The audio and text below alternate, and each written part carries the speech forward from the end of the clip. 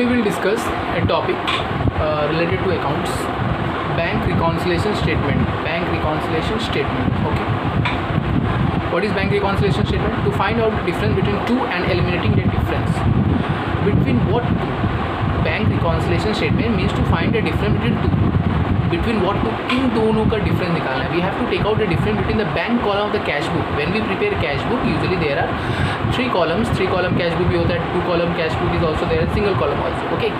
So we have one column of bank. Okay. In cash book we have one column of bank, one column of cash and one column of discount. ठीक है. 3 column होते हैं cash book में. तो यहाँ पर हम लोग को इस column की बात करें बैंक column. cash book जो हम लोग बनाते हैं उसमें जो बैंक column होता है उसकी बात करें. उसको कंपेयर करना है किससे? उसको कंपेयर करना है bank statement passbook. Bank statement passbook. What is bank statement passbook? If a person opens account in bank, whenever a person opens a account in bank, he gets a passbook. Okay. Passbook is a basically book type in which he has a record of all the transactions which he has done with the bank. ठीक है. जितने भी transaction उसने bank से किया है वो सारे पासबुक में ऑटोमेटिकली मशीन से रिकॉर्ड हो जाता है. ठीक है. तो you have to find a difference. मतलब इन दोनों का डिफरेंस निकालना है. Bank column of cash book. Bank column of cash book हम लोग प्रिपेयर कर रहे हैं और bank statement passbook basically bank prepare. So means bank के पास बैंक से डाटा से वो प्रिपेयर होता है. ठीक है. तो हमें इन दोनों का ही डिफरेंस निकालना है. We have to take out the difference in the bank column of cash book and bank statement passbook. इन दोनों के बीच का difference, suppose bank column of cash book में दिखा रहा है कि मेरे अकाउंट में सपोज 10,000 रुपीज़ है. ठीक है. कैश बुक का बैंक कॉलम दिखा रहा है कि मेरे अकाउंट में in my account there is 10,000 rupees. Okay. But passbook, when I am printing passbook, okay, updating my passbook, there I am seeing 8,000 rupees that in my account, in my bank account there is only 8,000. तो यहाँ difference दिख रहा है ना. Cash book के bank column में 10,000 rupees दिखा रहा है. ठीक है. बैलेंस और पासबुक में 8,000. तो कितने का डिफरेंस दिख रहा है? 2,000 डिफरेंस वी आर गेटिंग. तो ये जो डिफरेंस आया क्यों आया? Why this difference occurred? ये डिफरेंस बेसिकली ऑकर होता है दो रीज़न की वजह से. एक है timing difference, okay, and the other is difference arising due to errors in the recording the entries. This are the two reasons. Okay. Will be going through that. तो ये जस्ट इंट्रोडक्शन था. ठीक है. बैंक रिकॉन्सिलिएशन स्टेटमेंट का what we will do. Okay. Yes. Here we are having a sum. ठीक है. एक sum देखते हैं. Prepare BRS bank reconciliation statement. ये इन्फॉर्मेशन दिया हुआ है क्वेश्चन में. क्या है? Balance as per cash book 2,40,000 as per cash book. ठीक है. कैश बुक के अकॉर्डिंग बैंक कॉलम जो है कैश बुक में वो कितना अमाउंट दिखा रहा है? 2,40,000 balance as per cash book. ठीक है. Next is cheque issued but not presented to bank is rupees 1,36,000. Cheque issued but not presented to bank.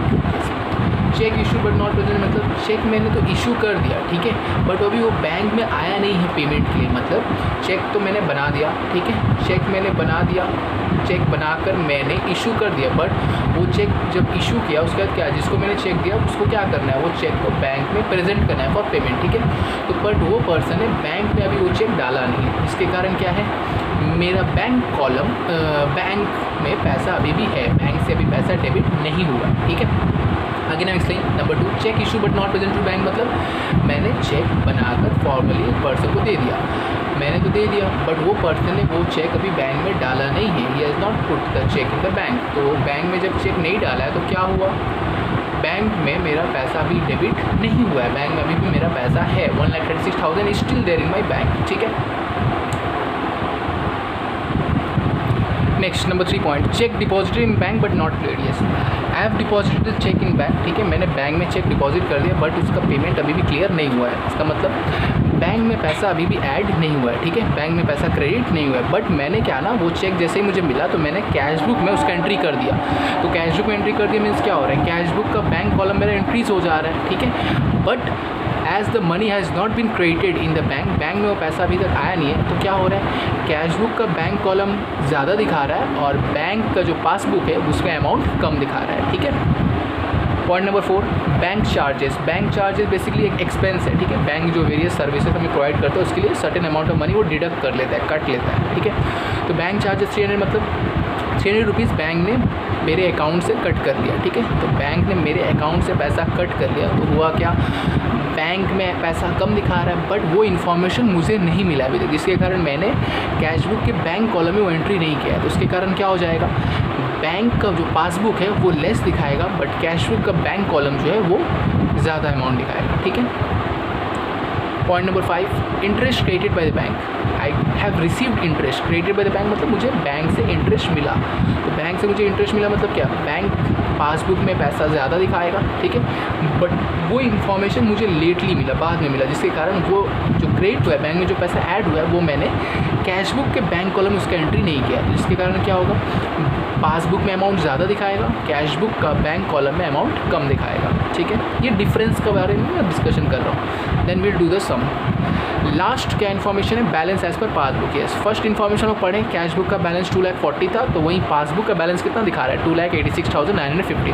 तो ये दोनों में डिफरेंस दिख रहा है ना, कैश बुक और passbook balance should be same, ठीक है, बट ये डिफरेंस अराइज हो रहा है, इसी को हमें सेम करना है with the help of BRS, bank reconciliation statement, ठीक है। और एक चीज़, बैलेंस एज पर जब कैश बुक लिखा हुआ है वहाँ पर एक और चीज़ होता है, बैलेंस में दो चीज़ होता है, एक फेवरेबल एक अनफेवरेबल, फेवरेबल एंड अनफेवरेबल। यहाँ पर कुछ नहीं लिखा हुआ है, balance as per cash book लिखा है, means this is what, this is in cash book where will write this amount, this is what, this is debit, ये कैश बुक में डेबिट साइड में होगा, ठीक है, मतलब this much money I am having in account. एक और होता है overdraft facility, means in which you can overdraw the amount, overdraw a certain amount of money from your bank, okay, if you are not having the money then also you can withdraw the money from the bank in overdraw facility, okay।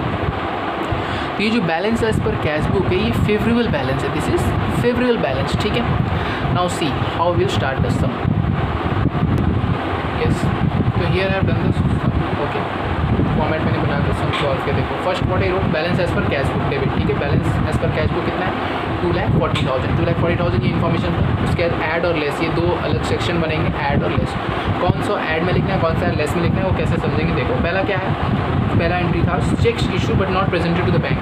I have issued a cheque, ठीक है, मैं ये जो starting कर रहा हूँ सम, मैंने starting में क्या लिख दिया, balance as per cash book, ठीक है। ये सम दो तरीके से सॉल्व हो सकता था, बैलेंस एज पर पासबुक ऊपर लिख के भी सॉल्व किया जा सकता था, या फिर balance as per cash book. तो मैंने balance as per cash book लिखा है, तो मुझे सब कुछ सब ऐड या लेस वो कैश बुक के बैंक कॉलम के पर्सपेक्टिव से समझना होगा। मतलब जैसे पहला क्या है, cheque issue but not presented, मैंने चेक इशू कर दिया, मैंने चेक बनाकर इशू कर दिया, उसका मतलब मैंने बैंक कॉलम कैश बुक में वो एंट्री कर दिया, बट वो चेक अभी बैंक में प्रेजेंट नहीं हुआ है पेमेंट के लिए, जिसके कारण बैंक में एक्चुअल में मेरा पैसा अभी भी है, ठीक है।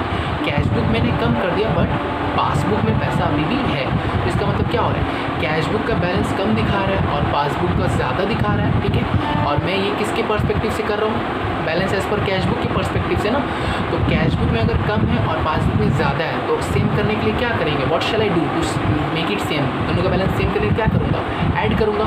That's why I have added the first one, cheque issue but not presented, वो ऐड कॉलम में ऐड वाले सेक्शन में मैंने लिख दिया, ठीक है। Next, cheque deposited in bank but not it clear, cheque मैंने डिपॉजिट कर दिया बैंक में बट अभी तक पेमेंट क्लियर नहीं हुआ है, ठीक है। चेक डिपॉजिटेड इन बैंक मतलब मैंने बैंक कॉलम कैश बुक में मैंने एंट्री कर दिया कि मुझे पैसा मिल गया, बट एक्चुअल में बैंक में, ठीक है, पैसा अभी तक आया नहीं है, क्यों, क्योंकि पेमेंट अभी क्लियर नहीं हुआ है, ठीक है।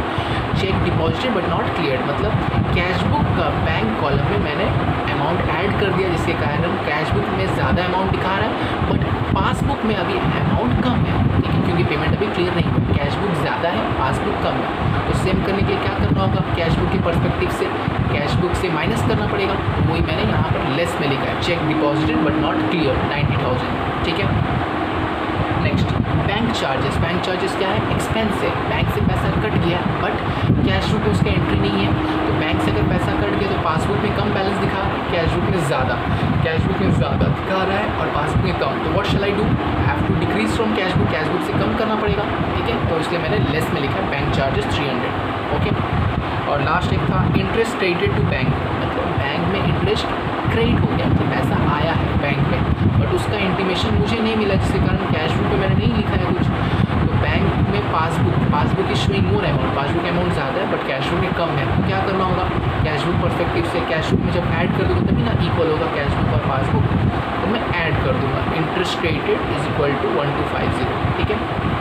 आफ्टर डैट ऐड कॉलम के सब अमाउंट को ऐड करके सेकेंड कॉलम में शो कर देना और लेस वाले ऐड करके सेकेंड कॉलम में, फिर सेकेंड कॉलम में देख लो 2,40,000 प्लस 1,37,250, टोटल आ रहा है 3,77,250, फिर उससे 90,300 माइनस तो बैलेंस एज पर पासबुक मिल जाएगा, ठीक है। This was just an example of some bank reconciliation statement का एग्जाम्पल है, ठीक है।